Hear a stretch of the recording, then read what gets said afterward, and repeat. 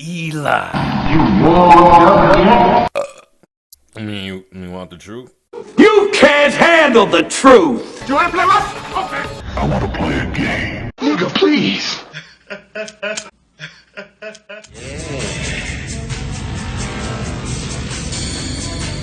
Daytime's over, boy. Hustle hard in any hustle that you pick. I respect that. Hey, bring the bull back on. The Drunken Monk. Come on in, take a sip. What up, though? Welcome to week 3 of the Drunken Monk with your boy Elijah X. Today we're going to be talking about Battlefield 1, the beta that's currently available on the current generation systems. If you're still saying that next generation systems are PS3 and 360s, then your mother's a fucking retard and she raised one. Now, following up, we're going to talk about Dragonball 57 review, which features the appearance of the immortal god Zamasu, fighting alongside Black to try to annihilate the human race, including the Saiyans in particular, thanks to Goku himself, the cat carrot. And then we're going to finish up with a talk about the Ghost Rider, currently appearing in the premiering season of Agents of S.H.I.E.L.D., and what I think about him and what you may think about him, and no more, let's get to it. It's time for the Drunken Monk.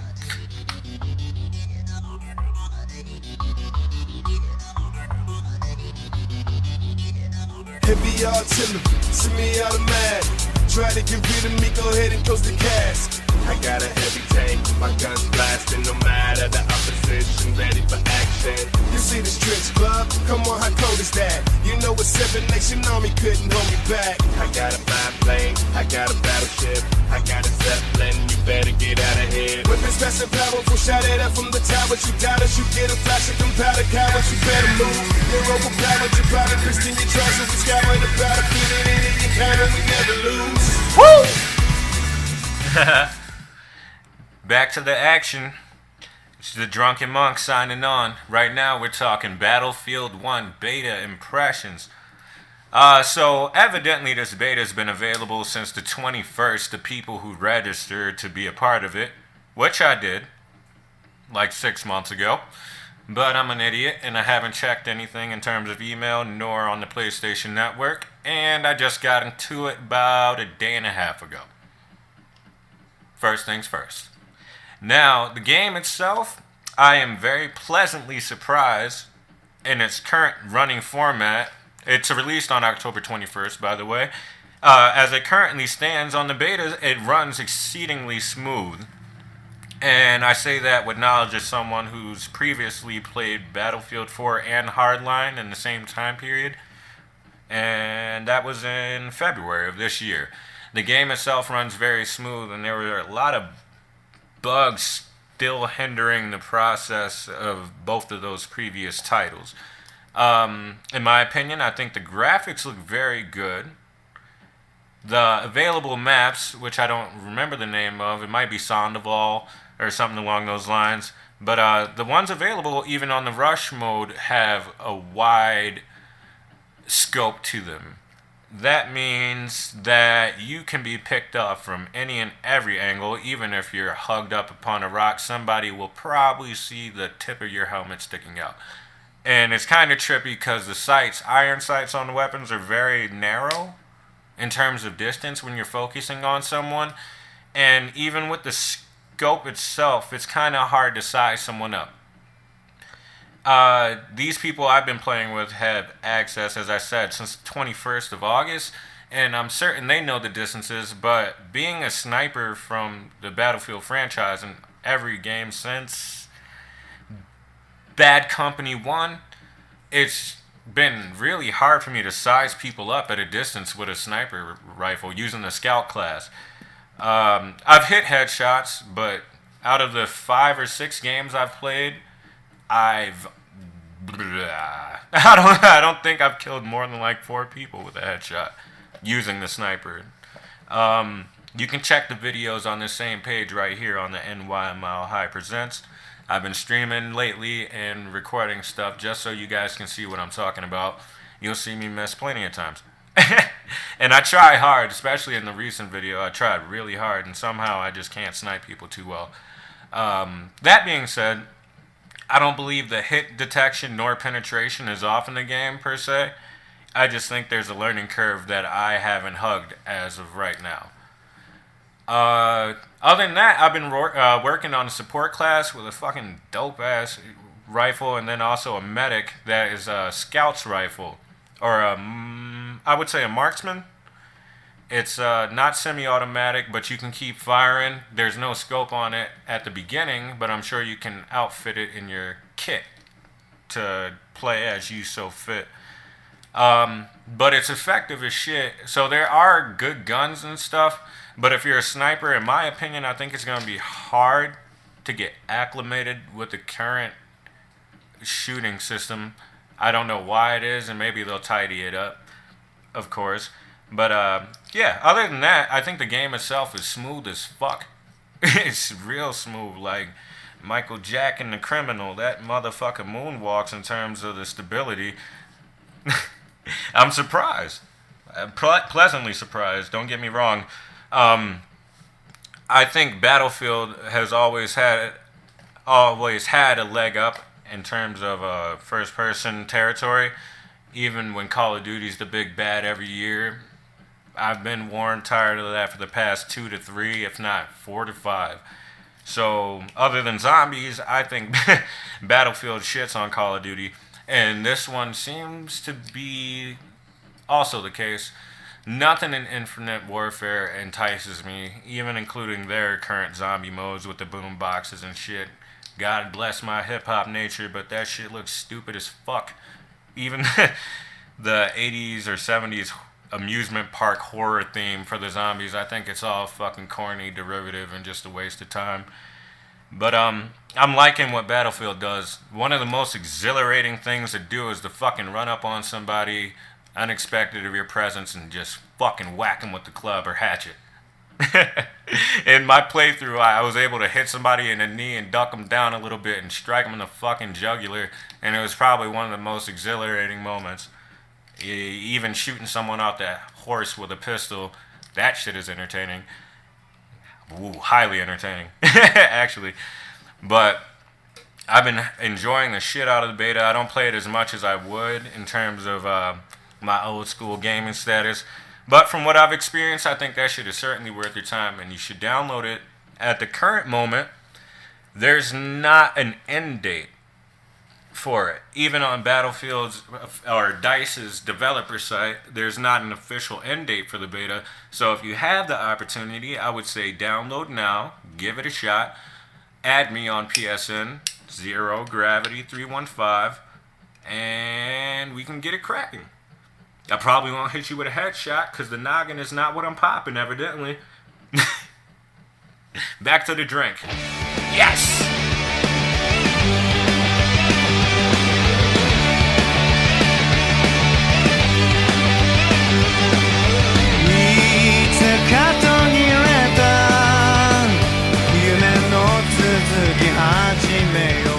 Back from the break, bitches.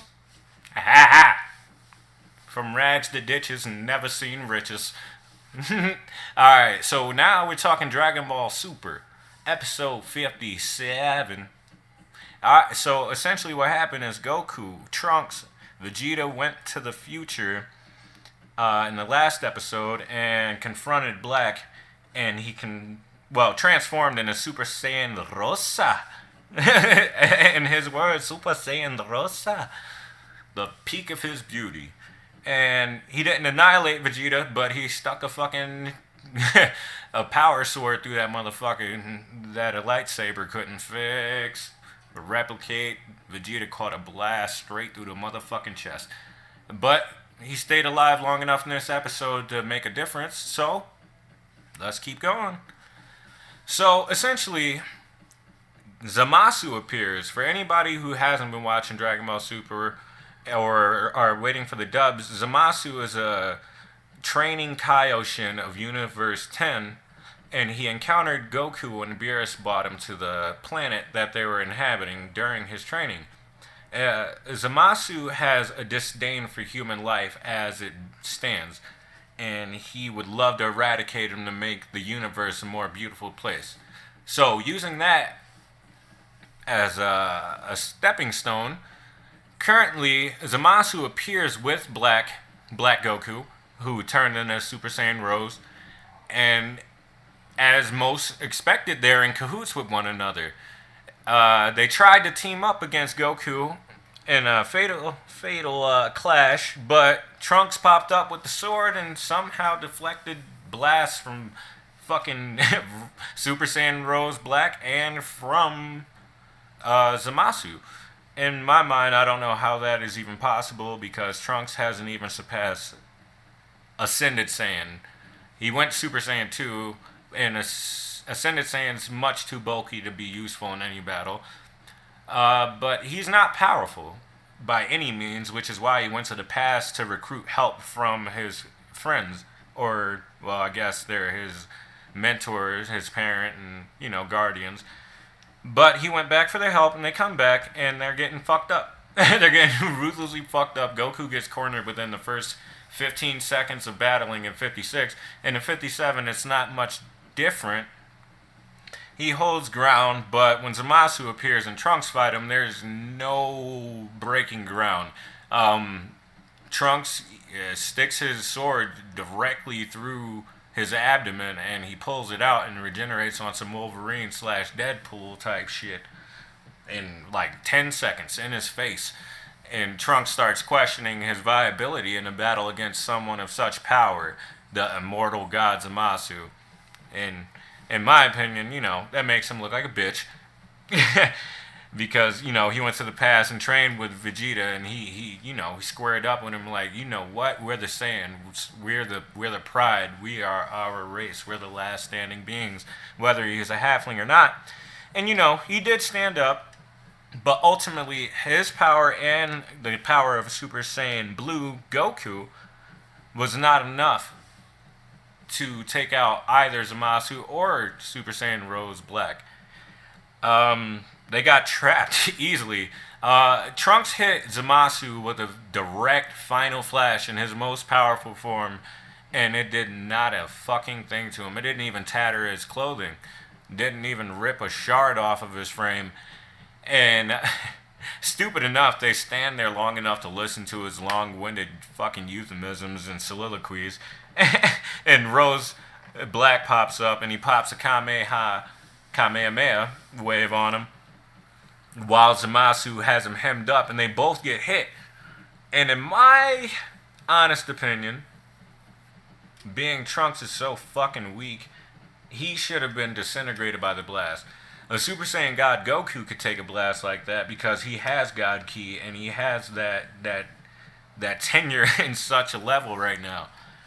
But Trunks should have died, and in my mind, that would have made the storyline much more tense and a lot more fruitful, because when they go back to the past, as they do in this episode, and Vegeta's fucked up, but still alive, if he did die, that would give him more of an incentive to possibly fuse with Goku in the God form and make Gogeta. And who knows, they may go back and see that the power of Immortal Kaioshin is too much and get the Potara earrings and fuse into Vegito. That would be astounding, but I highly doubt that shit's gonna happen. Zamasu, he pops back up. He's crazy strong. He doesn't have any fear of any kind of combat with any warrior, and him and Black share a key. They share a key of some sort, which is why they're able to form those chakra or chi swords, whatever you want to call them. And from here, I'm not exactly sure where it's gonna go. I haven't read the description for 58, but at the end of 57, you see Gawasu, the mentor of Zamasu, the results of the universe. When Goku is Super Saiyan Blue fighting hit, and he seems so intrigued, so thoroughly intrigued. And if you notice, as we have since he appeared, Black is wearing that green Potara earring, but he's only wearing one. And that leads to the question, what happens if in the future Gowasu actually, he actually tacks on to the ideas that Zamasu is pitching, and he utilizes a Potara of his own to take the dead body of Goku, because he died during the Cell games in the future. It begs the question if he, in cahoots, or, whatever, with Zamasu, took his body and somehow they implanted his chi or his being within him without actually fusing, or they did fuse, but in my mind that wouldn't make any sense considering he's wearing that one Potara earring. Another theory, it kind of colludes with what I was saying, is that he does, start to complement Zamasu's way of thinking, and being that we haven't seen Gowasu's techniques or his abilities, he may easily be able to absorb or replicate moves from other beings. So if he is somehow a part of Black, that means when he did go back in the past, if he was Black, when he was attacked by Goku, he absorbed his techniques in the time rift. When he returned to his time, he was able to absorb them. Because in episode 53, maybe, he specifically states that this power that he experienced by Goku will make him stronger. And in 57, the current episode I'm reviewing, he utilizes the instant teleportation, and directly after Goku uses it, and he doesn't seem shocked, even though he was directly behind him. He already knew the technique, like it was innately a part of his being. And being that he is a doppelganger of Goku, it seemed like that would be, a natural thing. But he didn't have these techniques, nor did he utilize them prior to going to the past. So being that he has these unique techniques, and we don't know the possible techniques of Gowasu or Zamasu's mentor, the Yellow Kaioshin of Universe 10, rhymes. But it's intriguing. I think it's intriguing. But there also lies the possibility in which Zamasu still murders Gowasu. And you know what? He can obtain the body from the future time period after Trunks goes back for help against the androids, when he's not actively, or no one's actively paying attention to it. Then again, who knows? We still don't know certain abilities of those Kaioshins in the future, or currently standing. They might be able to, possess the body, or resurrect it in some format, not on an android status, but, utilize his physique. And that's possibly how they got Goku Black to even become who he is. But that's all speculation. We all don't know. But I will say episode 57 was definitely a action-packed, straight hit 'em up. They were all fighting. Goku Black, Goku, Trunks, and Zamasu. Surprisingly, none of them died. None of them died. Goku and Trunks were saved by Yajirobe, a fat fucking food-eating fanatic who actually got the hell out of the underground bunker and was useful to the faction finally. And to my surprise, Vegeta was not murdered by Black nor Zamasu, and he was saved by the faction currently commanded by Mai in the future.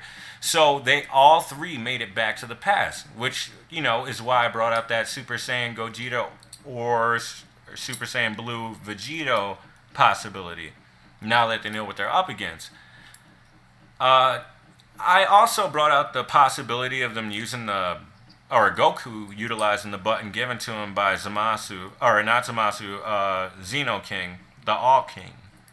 He didn't use it in that instance, but I know that the series isn't running much longer than, I think, 2 to 3 more sagas.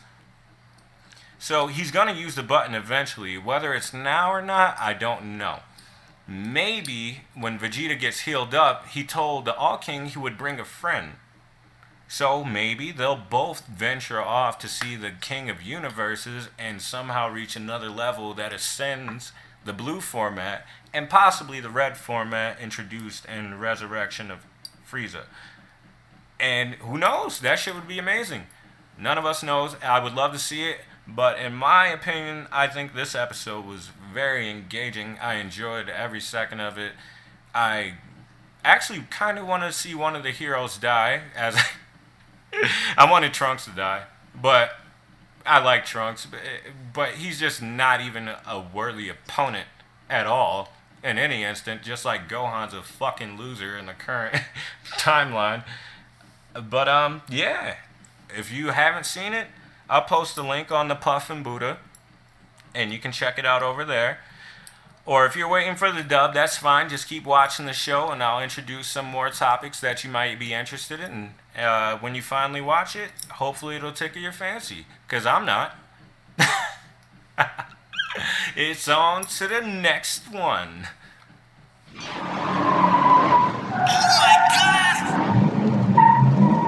Is that him?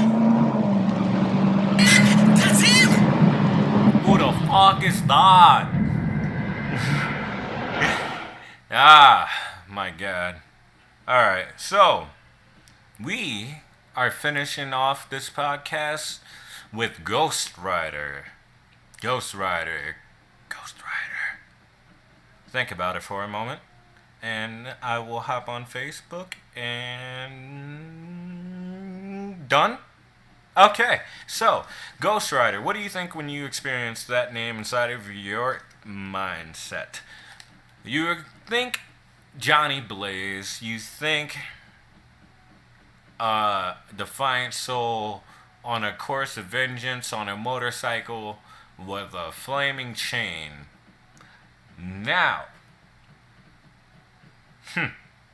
well, being that the previous season of Marvel's Agents of S.H.I.E.L.D. introduced Hellfire, who is an Inhuman who utilizes a blazing whip chain, that was the closest I think they would ever get to Ghost Rider. Now, the Ghost Rider they're introducing on the series is not even the one we are familiar with. His name is Robbie Reyes. Robbie Reyes. He does not have a motorcycle. Instead, he has a cart. And if I'm not mistaken, it's a Dodge Challenger of sorts. But his spirit of vengeance comes from the automobile itself. Yeah, go ahead, process it. Do what you need to do. The furthermost thing that pushes me a little bit towards the side of this conversation is that his powers, his divine powers, his darkness, his penance there. I read an article, and hopefully I can find and post this, but it evidently is supposed to be explained through a scientific means, which I don't even see why the fuck they need this on Agents of S.H.I.E.L.D. because they have Inhumans, which were spurred from Terrigen crystals. Those are not of this earth. They don't need such a gimmick in order to introduce such a powerful character. Now, I myself have never encountered Robbie Reyes as Ghost Rider, and the only two I'm aware of is the one that rides a horse, and then Johnny Blaze, who rides the motorcycle. Everything I see, it all seems... Alright, before I begin, I did not like Agents of S.H.I.E.L.D. in the first season, initially, but that was up until about episode 5, possibly 6. And watching from that point, every season somehow has managed to trump the prior season. Now, going forward, I myself don't like what I said already. The scientific explanation of Ghost Rider's powers. That is kind of deplorable, because if you think about it, in the Marvel Cinematic Universe, Doctor Strange is introducing all these multiverses within his introduction. That's coming very soon. And there should be, because inside of Doctor Strange universe, all of his powers are magical. There's no explanations for some of the things he does, my bad. But for some reason, Marvel just wants to keep pushing the agenda on their TV series that the powers of other metahumans or superheroes is delivered through a scientific means. And it's not confusing, it's more fucking disappointing. It's a disillusionment to the comic book readers, and I'm not that deep of an avid comic book reader, so I couldn't tell you storylines that have been produced prior to the series. But I know for a certain fact that is not how the spirit of vengeance possesses its user. Not at all. And I'm highly skeptical. I thoroughly enjoyed every episode since the 5th or 6th in the first season, because it was trash, it was garbage, it was straight up dumpster juice. It was swimming in its own filth, and the shit was horrendous. I will admit that.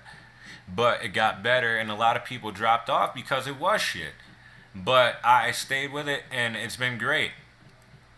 And unfortunately, in my mindset, my impression, my opinion of what's going on with Ghost Rider is that it may derail what they have been establishing over the past 3 seasons. I think it's 3, possibly 2. But, that mystical aspect already exists within that television universe. Whether they don't involve it within their cinematic universe or not, it already exists. So giving this current Ghost Rider that no one is experienced with a scientific background in order to utilize his powers, I think that shit is kind of stupid. You look at Ghost Rider, you see a flaming skull, a piece of a skeleton. It's a skull, bitch. What the fuck? And you see all the skeleton every time he transforms.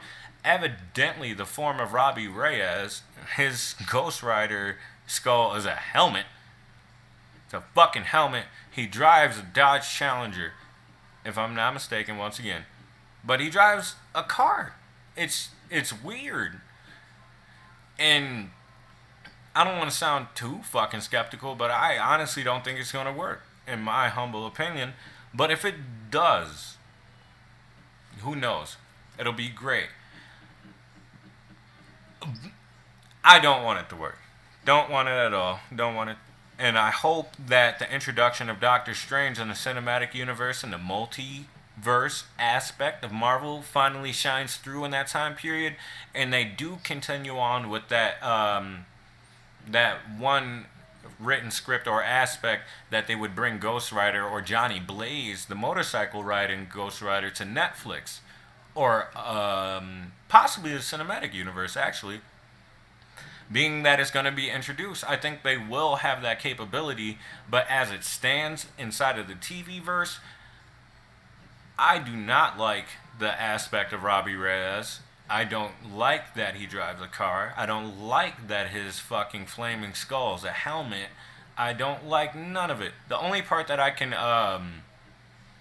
empathize with is that he's taking care of a younger brother, and that he's doing it in order to make sure that they both survive in a reasonable fashion. That's the only thing I can relate to. Other than that, it's very disappointing in my opinion. I would love Johnny Blaze. Fuck Nick Cage. I don't want to see him on any Marvel series, whether it be cinematic or television verse. But I'm just used to Johnny Blaze. I'm used to the motorcycle riding, flaming, chain swinging, head ripping off, spirit of vengeance that'll chase your ass down a highway or a fucking civil street. And being that he drives in a car, that shit completely removes me from the sensation of Ghost Rider as a fucking superhero or a anti-hero. He's not a fucking superhero. But who knows? My impressions is that they took a lackluster fucking back road in order to make sure this character has an appearance on their television set. And I'm praying that that multiverse idea comes to fruition and they actually progress from that idea. Because I'm not interested. And I really have personally loved Agents of S.H.I.E.L.D. until this coming premiere. I'm not interested. I don't care. I don't fuck a Robbie Reyes. It's like, I want Johnny Blaze. I want the motorcycle. I want all that shit. That's what I grew up on. And that's what most of these movies and television series are hearkening back to at the moment.